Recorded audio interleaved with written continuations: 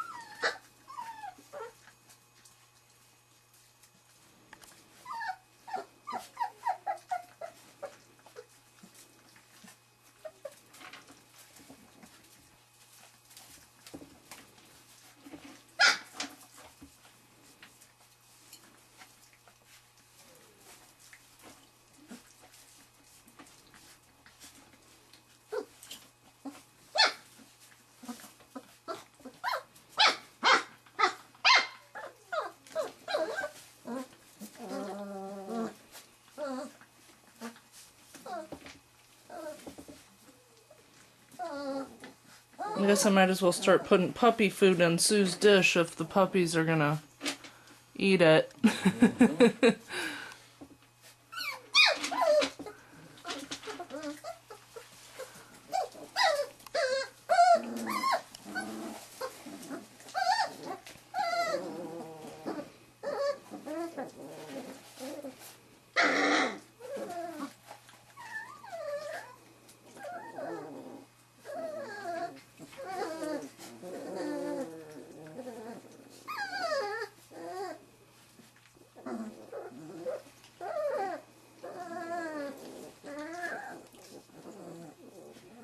Looks like they're about ready to go back to sleep.